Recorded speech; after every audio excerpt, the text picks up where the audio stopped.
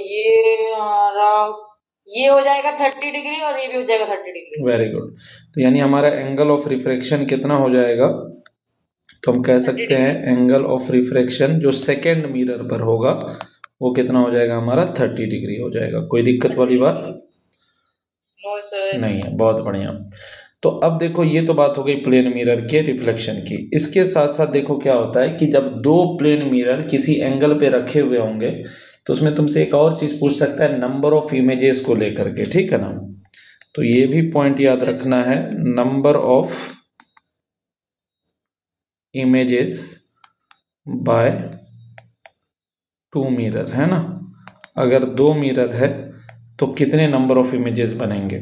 Suppose कर लो कि ये दो मिरर है तुम्हारे पास, दोनों प्लेन मिरर है ऐसा कुछ, और दोनों के बीच में मान लो कि ये एंगल कितना है, थीटा है, ठीक है, ठीक है। और इसके यहाँ पर कोई एक सपोज कॉइन रखा हुआ है या कोई पॉइंट है मान लो P, इसका कितना नंबर ऑफ इमेजेस बनेगा ये हमें पता करना है, ठीक है ना। तो यहाँ पर याद रखना है, यहाँ पर याद रखना है कि सबसे पहले n कैलकुलेट करना है। n इज इक्वल टू होता है 360 डिग्री अपॉन थीटा, ठीक। इफ मान लो कि n इज जो है, n क्या है तुम्हारा, इवन आता है। n अगर इवन आता है तब नंबर ऑफ इमेज जो होगा, number of image is equal to तब हो जाएगा n-1, ठीक है ना। अगर इफ मान लो n ओड आता है, n इज ऑड है, ठीक है ना, ऑड आता है एंड ऑब्जेक्ट रखा हुआ है, object at symmetrical line. Object कहाँ है, सिमेट्रिकल लाइन पर है। सिमेट्रिकल लाइन मतलब सपोज ये लाइन है, इस लाइन पर कहीं रखा हुआ है ऑब्जेक्ट, ठीक है ना। तो ऐसे सिचुएशन में अगर n ऑड आता है और ऑब्जेक्ट सिमेट्रिकल लाइन पे रखा हुआ है तब भी हमारा नंबर ऑफ इमेज जो होगा, number of image is equal to क्या करना है, n-1 कर देना है, ठीक है। Okay sir. और अगर इफ मान लो ऑब्जेक्ट नहीं है रखा हुआ, ऑब्जेक्ट नोट ऑन सिमेट्रिकल, है ना, सिमेट्रिकल लाइन पर नहीं है, तो यहाँ पर जब सिमेट्रिकल लाइन पर नहीं है और हमारा जो n जो है वो ऑड आता है तब जो नंबर ऑफ इमेज होगा, वो n के बराबर होगा। ध्यान रहे कंडीशन क्या है, n की वैल्यू अगर ऑड आ रही है और सिमेट्रिकल लाइन पर नहीं रखा हुआ है तब n जितना आया वही डाल देंगे, ठीक है ना। और अगर मान लो if n is equal to suppose 6.3 आ गया तो नंबर ऑफ इमेज कितना होगा, नंबर ऑफ इमेज जो हो जाएगा यहाँ पर वो 6 हो जाएगा। या मान लो कि n is equal to suppose 6.9 आ गया तो यहाँ पर भी नंबर ऑफ इमेज कितना होगा, 6 ही होगा, राउंड ऑफ करके 7 मत कर देना, समझे ना। है हाँ, चाहे वो 7 होना चाहिए ना, बट नहीं, अगर पॉइंट के फॉर्म में है तो पॉइंट के बाद वाले को इग्नोर कर देना। इमेज जब भी कंसीडर किया जाता है कंप्लीट इमेज कंसीडर किया जाता है, थोड़ा सा भी पार्ट है तो उसको हम कंसीडर नहीं करते हैं, समझे ना। सर कोई दिक्कत नहीं है। No sir. चलो बहुत बढ़िया। तो एक तो ये चीज याद रखनी थी। इसके बाद हमारा नेक्स्ट टॉपिक आ जाता है क्या, एस्फेरिकल मिरर को लेकर के।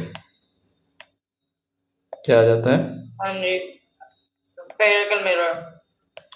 एस्फेरिकल मिरर, पता है एस्फेरिकल मिरर क्या होता है।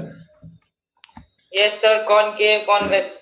हाँ, यानी बेसिकली वो मिरर जो किसी एस्फीयर का पीस हो, एस्फीयर का टुकड़ा हो और किसी एस्फीयर को काट करके उसकी किसी एक सरफेस को हम सिल्वर्ड कर देते हैं तो वही हमारा एस्फेरिकल मिरर कहलाता है, ठीक है ना। दो टाइप का हम एस्फेरिकल मिरर पढ़ते हैं, एक तो हमारा होता है क्या, कॉनकेव मिरर, और एक हमारा क्या होता है, कॉन्वेक्स मिरर, है ना। Concave mirror and convex mirror. तो इसमें हम पहले जो समझेंगे किसके बारे में, पहले हम सीखेंगे कॉनकेव मिरर के बारे में। कॉनकेव रियल इमेजेस बनाता है, बड़ी इमेजेस बनाता है जनरली। नहीं, हमेशा रियल नहीं बनाता है कॉनकेव, ठीक है ना, और हमेशा बस एक ही उसमें नहीं बनाता है, बाकी जनरली मैंने बोला। हाँ हाँ हाँ। तो कॉनकेव मिरर के बारे में थोड़ा सा हम समझते हैं पहले। सपोज कर लो कि ये एक मिरर है, और कॉनकेव मिरर में याद रखना है कि बाहर का सरफेस जो होता है ना वो सिल्वर्ड होता है, और अंदर का सरफेस हमारा रिफ्लेक्शन वाला सरफेस होता है, ठीक है ना। तो इस मिरर का जो ये मिड पॉइंट है, इस मिड पॉइंट को अपन पोल कहते हैं। और ये मिरर जिस टुकड़े का, जिस स्फीयर का टुकड़ा होगा ना, ये किसी न किसी स्फीयर का ही एक पीस है ना जिसको काट के बनाया गया है, तो जिस स्फीयर का ये पीस होगा उसका कहीं ना कहीं सेंटर होगा, ठीक है ना, तो उसको हम सेंटर ऑफ कर्वेचर कहते हैं, ठीक है। और सेंटर ऑफ कर्वेचर और पोल को जो ये मिलाने वाली लाइन होती है, इस लाइन को अपन प्रिंसिपल एक्सिस कहते हैं। क्या कहते हैं? Principal axis. और ये सेंटर ऑफ कर्वेचर से पोल तक की जो ये दूरी है, this is known as radius of curvature, ठीक है। This is known as radius of curvature, ठीक है। कोई दिक्कत नहीं है? नहीं सर। अगर इसमें कोई लाइट की रे प्रिंसिपल एक्सिस के पैरेलल आती है, प्रिंसिपल एक्सिस के ऐसे पैरेलल आती है, तो रिफ्लेक्शन के बाद प्रिंसिपल एक्सिस को जिस पॉइंट पर जाके मिलती है उस पॉइंट का नाम फोकस होता है, ठीक है ना। ठीक है सर। कोई दिक्कत वाली बात नहीं है। देखो इसमें कुछ डेरिवेशन है जो तुम ऑलरेडी क्लास 10th में पढ़ चुके होगे, और वो यहाँ पर शायद ही कभी पूछे भी। यहाँ पर एक और रिलेशन याद रखना है तुम्हें, ये जो एफ और पोल के बीच की दूरी है ना, इस दूरी को फोकल लेंथ कहते हैं। और एक और चीज याद रख लेना, R is equal to radius of, हाँ, radius of curvature is equal to कितना होता है? 2f होता है, ठीक है ना। ये डेरिवेशन भी बहुत सिंपल सा डेरिवेशन है। यहाँ से इस लाइन को मिला देना, ये तुम्हारा ये नॉर्मल हो जाएगा जो सी से मिलेगा, इसको आई कहते हैं। ये आर होता है तो ये भी आर और आई बराबर होता है तो ये भी आई हो जाएगा, और ये एंगल भी अल्टरनेट इंटीरियर से आई हो जाएगा। तो कायदे से ये लंबाई और ये लंबाई इक्वल हो जाएगी, और ये पॉइंट को अगर पी के बहुत करीब ले लोगे तो ये और ये बराबर हो जाएगा, वहां से ये प्रूफ हो जाता है, ठीक है ना। 10th में ये प्रूफ सीखे होगे, बस सिंपल यहाँ याद रखो आर बराबर 2f होता है, ठीक है ना। ठीक है सर। तो ये तो बात हो गई किसकी? कॉनकेव मिरर की। अब इसके बाद आ जाता है इसमें क्या कि इसमें इमेज का फॉर्मेशन देखना है अलग अलग पोजीशन पे हमें, ठीक है। ठीक है सर। इमेज फॉर्मेशन इन कॉनकेव मिरर, इन कॉनकेव मिरर। तो कॉनकेव मिरर में इमेज का फॉर्मेशन हम कैसे देखेंगे? तो अलग अलग पोजीशन था। पहला पोजीशन हम ले लेते हैं कहाँ पर? ऑब्जेक्ट एट इन्फिनिटी पर। ये सब 10th में पढ़े होगे मेरे ख्याल से। Yes sir, yes sir. बताओ, जब ऑब्जेक्ट इन्फिनिटी पर रहता है तो इमेज कहाँ बनता है? तो फोकल पॉइंट पे बनती है इमेज, फोकस पर, है ना। इमेज बनेगा एट फोकस। कैसा बनेगा? यस। रियल होगा, तो रियल होगा और बहुत छोटा होगा, इन्वर्टेड होगा एंड वेरी स्मॉल होगा, है ना। Yes sir. अच्छा, दूसरा बताओ, ऑब्जेक्ट अगर बियॉन्ड सी है तो वो बनेगा बिटवीन सी एंड एफ। हाँ चलो ऐसे ही बता, तो मैं इतना लिखूंगा नहीं। सी और एफ के बीच में बनेगा, कैसा बनेगा? इन्वर्टेड बनेगा, रियल बनेगा। और साइज क्या होगा? इसका भी स्मॉल होगा, ये वेरी स्मॉल नहीं होगा, स्मॉल होगा। स्मॉल होगा, वेरी गुड। और अगर ऑब्जेक्ट सी पर है तो वो सी पे ही बनेगा, और वो इक्वल हाइट मतलब इक्वल साइज का होता है, रियल होता है, इन्वर्टेड होता है। ठीक है। सी और एफ के बीच में है तो बियॉन्ड सी, वो बड़ी बनती है, इन्वर्टेड होती है, रियल होती है। Very good. अगर एफ पर है तो? अगर एफ है, एफ और पी के बीच में होता है। कहाँ? अगर एफ पे है तो वो, अगर एफ पे है तो वो इन्फिनिटी पे बनेगा। ठीक है, real, inverted and very large. और अगर इनसाइड एफ है तो? अगर एफ और पी के बीच में तो वर्चुअल बनता है और बड़ा बनता है और इरेक्ट बनता है। वेरी गुड, बहुत बढ़िया। तो ये चीज पता है। कॉन्वेक्स मिरर में क्या होता है अगर ऑब्जेक्ट कहीं भी रखा हो तो? अगर अगर उस पर अगर हाँ, कॉन्वेक्स में क्या होता है, एक तो साइज छोटा होता है, वर्चुअल होता है, इरेक्ट होता है। ठीक है, चाहे ऑब्जेक्ट कहीं गिरे, है ना। हाँ जी। ठीक है, बहुत बढ़िया। तो इसके बाद हम सीधा अपने टॉपिक पर आते हैं, दैट इज मिरर फॉर्मूला। क्या है? ठीक है, mirror formula. Mirror formula 1/f equals to 1/u plus 1/v। Very good. 1/v plus 1/u is equal to 1/f, है ना? yes, इसको प्रूफ करना है। 10th में इसका डेरिवेशन नहीं रहा होगा, यहाँ पर इसका डेरिवेशन करना है हमें, ठीक है ना? डेरिवेशन। हाँ, तो यहाँ पर इसको प्रूफ करना है। तो कैसे हम देखेंगे, कैसे इसको प्रूफ करेंगे? तो इसके लिए हम एक कॉनकेव मिरर ले लेते हैं सपोज, है ना? yes, sir। ये कॉनकेव मिरर ले लिए, ये हमारा यहाँ पर पोल हो गया, और पोल से ये कोई लाइट की रे जाती है तो इसको प्रिंसिपल एक्सिस कहते हैं। ये अपन सेंटर ऑफ कर्वेचर यहाँ ले लेते हैं, यहाँ पर फोकस ले लिए, और एक ऑब्जेक्ट को हम beyond the centre of curvature यहाँ ले लेते हैं। अब इसके टॉप पॉइंट से, एकदम टॉप वाला जो ये पॉइंट है यहाँ पर, इस पॉइंट से देखोगे तो इस पॉइंट से तो इनफाइनाइट लाइट की रे निकल रही होगी, ठीक है ना? लेकिन हम इस पॉइंट से कोई 2 लाइट की रे लेते हैं। कोई नहीं है। हाँ, यहाँ से देखो, इस पॉइंट से इनफाइनाइट निकल रही है, ये पॉइंट ए से इनफाइनाइट लाइट की रे निकल रही है। हम बस ए का इमेज बना लेंगे अगर, तो ए का जब इमेज बन जाएगा तो वहां से फिर बी को अपने आप हमें बी का पॉइंट मिल जाएगा, क्योंकि बी प्रिंसिपल एक्सिस पर है, और उसके बाद हमारा इमेज कंप्लीट ड्रॉ हो जाएगा, ठीक है ना? तो यहाँ पर डेरिवेशन का देखो, इमेज बनाने के लिए तो तुम्हें 2 ही लाइट की रे चाहिए, लेकिन डेरिवेशन मिरर फॉर्मूला का करने के लिए हम कम से कम 3 लाइट की रे लेते हैं। तो इसके लिए क्या करेंगे, सबसे पहले एक लाइट की रे यहाँ से पैरेलल ले लेते हैं प्रिंसिपल एक्सिस के, जो कि कहाँ से चली जाएगी, तो फोकस से चली जाएगी, कोई दिक्कत नहीं है। No sir. एक लाइट की रे अपन फोकस से ले लेते हैं ऐसा, तो ये कैसे चली जाएगी, ये पैरेलल चली जाएगी, ठीक है ना? पैरेलल चलेगी। और एक लाइट की रे इसी सेंटर ऑफ कर्वेचर से होके लेते हैं, जो कि ऐसे ही चली जाएगी, ठीक है ना? yes, sir। तो ये सारी लाइट की रे जो तुम्हारी मिल रही है वो इस पॉइंट पर मिल रही है, तो हमारा इमेज जो होगा कुछ ऐसा बन जाएगा, ऐसा, ठीक है ना? इसको नीचे नाम दे देना ए डैश, और इसका नाम दे देना कितना, बी डैश। कोई दिक्कत है? No sir. और यहाँ पर जो एक पॉइंट है, इस पॉइंट का नाम एम दे दो। तो यहाँ पर देखो क्या है, तुम्हें 2 ट्रायंगल इस तरीके से ढूंढना है जो सिमिलर हो। तो तुम अगर ध्यान से अगर देखो तो तुम्हें दिखेगा कि triangle A B C similar है triangle A dash B dash C के, यस सर। ठीक है? दिख रहा है सिमिलर? Yes sir. कैसे सिमिलर है? अरे एक सेकेंड। ये ट्रायंगल ए बी सी, इसे आपने बी मार्क का कहा है, ये रहा ग्रीन वाला है बी। वो तो बी डैश है, बी तुम्हें ये नहीं दिख रहा यहाँ पर, ये बी।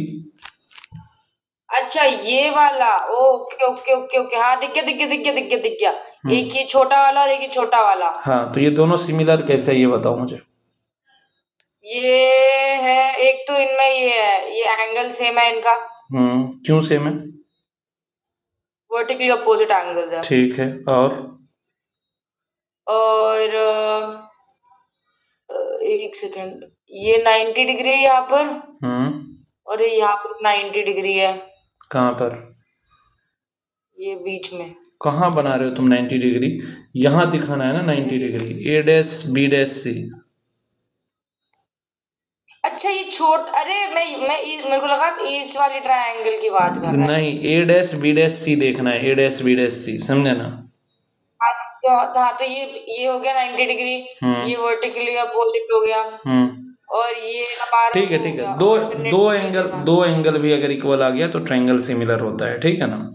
तो अपन क्या कह सकते हैं कि अगर ये दोनों ट्रायंगल सिमिलर है तो करस्पॉन्डिंग साइड का रेशियो इक्वल आएगा, मतलब कि A B upon A dash B dash बराबर आएगा हमारा कितना, B C upon B dash C आ जाएगा, ठीक है ना? और इसको हम क्या करेंगे, इक्वेशन 1 मान लेंगे, ठीक है? Yes sir. और इसी तरीके से आपको एक triangle M P F similar दिखाई देगा A dash B dash F के। अब देखो कहाँ है एम पी एफ। डैश, हाँ यस सर, यस सर, दिख गया दिख गया। ठीक है ना। तो M P yes F sir. और A dash B dash F similar होगा तो तुम कह सकते हो कि sir M P upon A dash B dash बराबर होगा P F upon B dash F के। ठीक है। और इसी को तुम ऐसे भी कह सकते हो A B upon A dash B dash बराबर होगा P F upon B dash F के इक्वेशन 2। ऐसा हम इसलिए कहे क्योंकि एम पी जो है ना वो ए बी के बराबर है। ठीक है। Yes sir. कोई दिक्कत नहीं यहाँ तक। No sir. तो तुम इक्वेशन 1 और 2 को देखो तो दोनों का LHS सेम है। तो from 1 and 2 we can say कि B C upon B dash C will be equal to P F upon कितना हो जाएगा बी डैश एफ। ठीक है। अब देखो BC कहाँ दिखाई दे रहा है तुम्हें। BC देखो ध्यान से कहाँ पर है, ये है, ये है। यस, और ये बड़ा वाला ना अपना। हाँ ये यहाँ ऊपर देखो, ऊपर फिगर में यहाँ है ये BC। तो ये B2C तो कोई काम का है ही नहीं, वो तो कोई डिस्टेंस नहीं है हमारा, तो हम उसको किसी मीनिंगफुल डिस्टेंस में कन्वर्ट करेंगे। तो B2C को आप लिख सकते हो BP माइनस PC, ऐसा लिख सकते हो। BP minus PC। Yes sir. तो ऐसा क्यों कर रहे हैं सर, क्योंकि BP हमारा ऑब्जेक्ट डिस्टेंस है और PC हमारा 2F हो जाएगा। दैट वाई हम इसको जो है ना माइनस करेंगे ताकि हम उसको कुछ मीनिंगफुल लेंथ में, मीनिंगफुल डिस्टेंस में कन्वर्ट कर सकें। ठीक है ना। तो हम BC को क्या लिख देते हैं, BC को अपन लिख देते हैं BP minus PC upon B dash C। देखो B डैश C भी किसी काम का नहीं है, तो उसको आप क्या लिख सकते हो, PC minus B dash P लिख सकते हो। ठीक है ना। B डैश P हमारा इमेज डिस्टेंस हो जाएगा और PC हमारा 2F हो जाएगा। ठीक है ना। Yes sir. कोई दिक्कत है?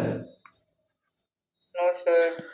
अब PF तुम्हारा क्या है, PF तो फोकल लेंथ है, इसको मत छेड़ो, इसको रहने दो। B डैश F फिर से किसी काम का नहीं है, तो B डैश F को तुम B dash P minus PF लिख सकते हो। ठीक है ना। ठीक है सर। अब यहाँ पर सबकी वैल्यू डाल दो। कोई हो गई ज्योमेट्री हो गई जो हमने क्लास 10 में पढ़ी थी। Yes yes yes. BP देखो, BP तुम्हारा ऑब्जेक्ट डिस्टेंस है, इसको लिख लो कितना, -u माइनस PC कितना है, PC तुम्हारा 2F हो जाएगा। PC is basically radius of curvature, तो radius of curvature is twice of the focal length, so we can say PC will be -2F। Why we are putting here minus, the reason is that कि focal length is towards left side, that's why 2F will be negative, है ना। when we will put any value of any length, है ना, we will must use the sign convention. As PC is towards left, so we will put its value in negative. Okay. ठीक है sir. Now again PC is what, -2F। हालांकि यहाँ पर सारे left में है तो सारे माइनस में ही डालें या प्लस में डालें कोई फर्क नहीं पड़ेगा, बट कई बार ऐसा हो जाएगा कि कुछ जब तुम वर्चुअल इमेज का डेरिवेशन करोगे तो वहां पर लेफ्ट राइट दोनों साइड होगा, तो ध्यान रखना है लेफ्ट वाले को माइनस में, राइट वाले को प्लस में। ठीक है ना। ठीक है सर। तो PC हो जाएगा तुम्हारा -2F, इसमें से माइनस करेंगे B डैश P को, B dash P is image distance, तो so this will be -V हो जाएगा। This will be PF will be again -F, B dash F, B dash, ये क्या हो गया, B डैश F क्यों लिखे हम यहाँ पे, ये B डैश P होना चाहिए, B dash P minus PF। Okay. Yes sir. तो B dash P is again -V, minus PF is focal length, तो दिस विल बी -F। कोई दिक्कत नहीं है यहाँ तक?